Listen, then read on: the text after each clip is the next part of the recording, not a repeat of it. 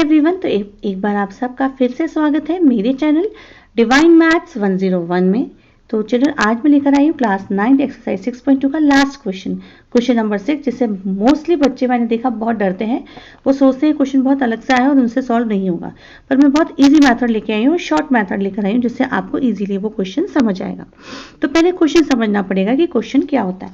तो चलिए स्टार्ट लेते हैं। तो सबसे पहले क्वेश्चन में लिखा हुआ है PQ and RS। देखिए PQ and RS are two mirrors placed parallel to each other. This is PQ mirror and this is RS, है ना।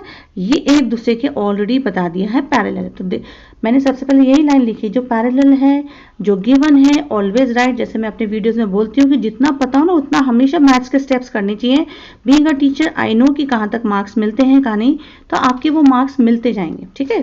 चलो, now an incident ray AB strikes the mirror PQ at B। Incidence रे वो होती है जो उसके ऊपर आती है, मतलब कोई एक रे इस वाले ग्लास मिरर पे आई। अब यहां से इसका डेफिनेटली क्या होगा चिल्ड्रन, रिफ्लेक्शन होगा। तो रिफ्लेक्शन होकर वो इधर आए, लेकिन यहाँ पे दूसरा मिरर था तो वो यहां से रिफ्लेक्ट होकर वो बाहर निकल गई, ठीक है। तो जो रे आती है उसको इंसिडेंट रे बोलते हैं, और जो रे रिफ्लेक्ट होकर बाहर जाती है उसको रिफ्लेक्टेड रे बोलेंगे, ठीक है।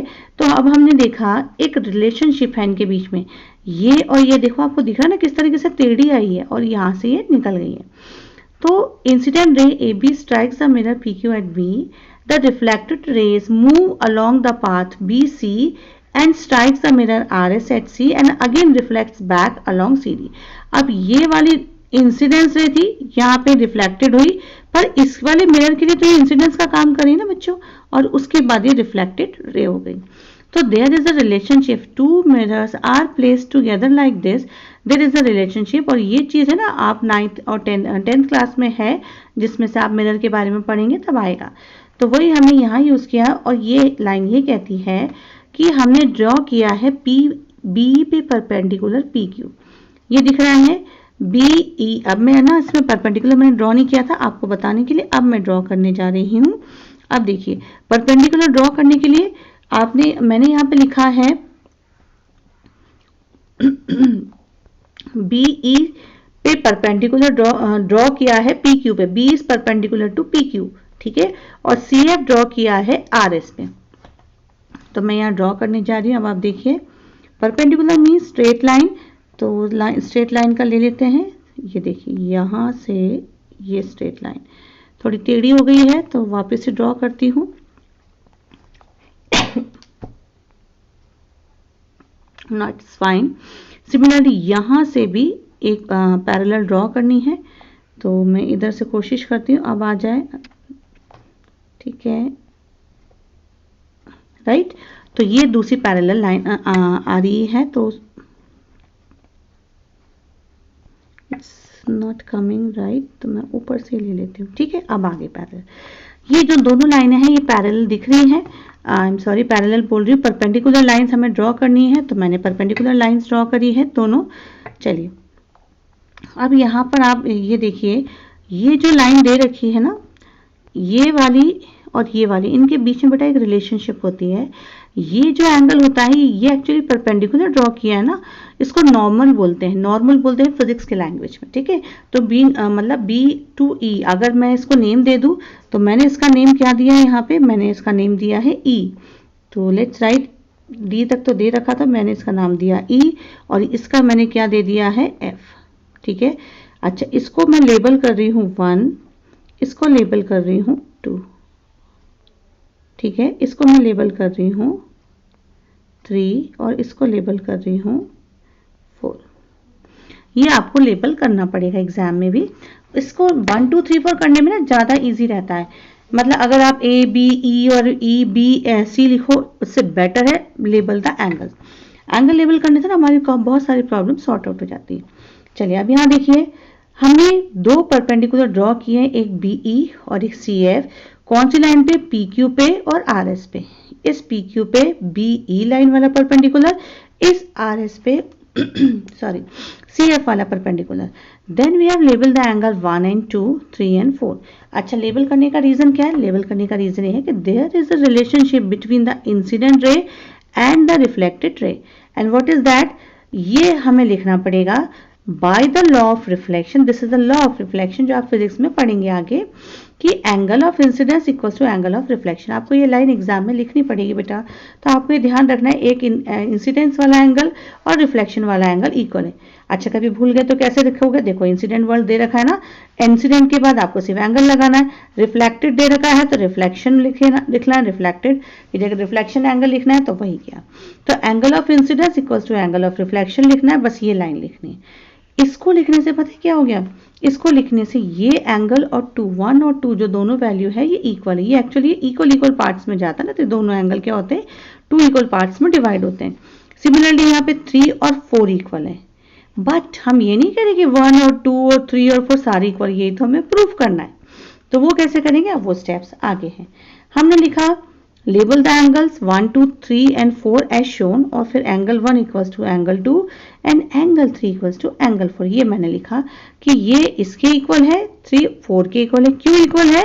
बिकॉज दिस लॉ, ये जो लॉ कह रहा है इसकी वजह से angle of incidence equals to angle of reflection, so I can write this. अच्छा, अब अपना मैथ्स वाला लॉजिक आ गया। अब देखो, because these two lines are perpendicular, आपको पता है परपेंडिकुलर है, और क्योंकि यहाँ इन दोनों का भी डिस्टेंस सेम है, पी क्यू और आर एस भी पैरेलल है, उससे क्या हो गया? बी सी जो है वो किसका काम कर रही? ट्रांसवर्सल का काम कर रही।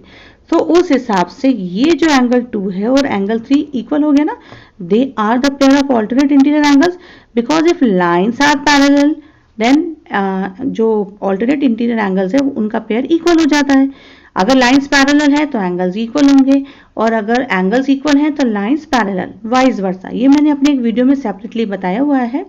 जिन्हें प्रॉब्लम आती है कि पैरेलल लाइंस कैसे पढ़ें और ट्रांसवर्सल क्या होती है, और साथ ही जो corresponding angles alternate interior angles को डिफरेंशिएट नहीं कर पाते, बहुत ईजी वे में एक वीडियो अलग से अपलोड किया हुआ है, so that your knowledge will enhance.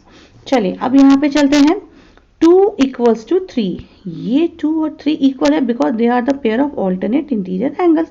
This I have written है, मैंने लिखा कि ऑल्टरनेट इंटीरियर एंगल्स यहाँ पे इक्वल है। As B C is transversal, आपको रीजन भी बताया, to P Q and R S, है ना। पी क्यू और आर एस पे बी सी किसका काम कर रही है? ट्रांसवर्सल का, और ये दोनों लाइन भी परपेंडिकुलर आ रही है, तो ये दोनों परपेंडिकुलर से ये ट्रांसवर्सल। अब हमने क्या किया? अब ये थोड़ा सा लॉजिकल प्रॉब्लम तरीके से सॉल्व करना है। दोनों इक्वेशन को है ना मैंने 2 से मल्टीप्लाई किया। 2 से ही क्यों किया वो रीजन अभी आपको पता चलेगा। 3 से क्यों नहीं कर सकते? क्योंकि मुझे ना ये 1 और 2 साथ चाहिए। अब देखो यहाँ पे ये 2 है तो मैं इस एंगल को भी 2 बोल सकती हूँ ना, सिंपल सी बात है। यहाँ पे 3 है तो इस एंगल को भी 3 बोल सकती हूँ। इसी वजह से ये दोनों एंगल लाने के लिए मैंने 2 से मल्टीप्लाई किया।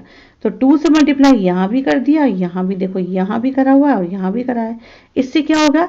2 एंगल 2 को मैं 2 बार लिख सकती हूँ, एक एंगल 2 और एक एंगल 2। एंगल 3 को भी 2 बार लिख सकती हूँ, एंगल 3 और एंगल 3।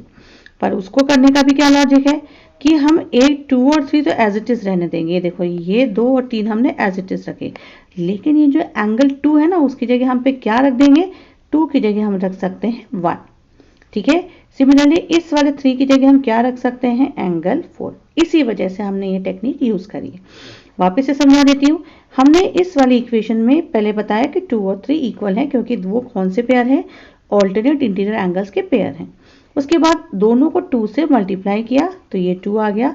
फिर 2 एंगल 2 को, जैसे अगर मैं 2 5 10 करूंगी तो 5 + 5 10 को लिख सकती हूँ ना, तो वो एंगल 2 + एंगल 2 करके मैंने अलग अलग लिख दिया। फिर इस 2 को 1 से रिप्लेस कर दिया, क्योंकि मुझे 1 2 3 4, अब ये आपको याद रहेगा। देखो 1 लाना है, 2 लाना है, 3 लाना है, 4 लाना है। 2 और 3 तो ऑलरेडी साथ में है ना, तो इसलिए इस 3 को नहीं छेड़ा, लेकिन इस 3 की जगह क्या ले आई? 4। और वैसे भी आपको पता होना चाहिए बेटा, दोनों को अगर आप कन्वर्ट कर दोगे तो क्या चेंज होगा? कोई फर्क पड़ेगा क्या हमारे पास? नहीं ना, तो एक को करना चाहिए, है ना, ठीक है। अब देखो 1 + 2, यानी ये पूरा 1 + 2 इक्वल्स टू आ गया। यहाँ पर पूरा 1 + 2 किसके इक्वल आ गया? ये देखिए यहाँ वाले के, ये इस पूरे की इक्वल आ गया, है ना।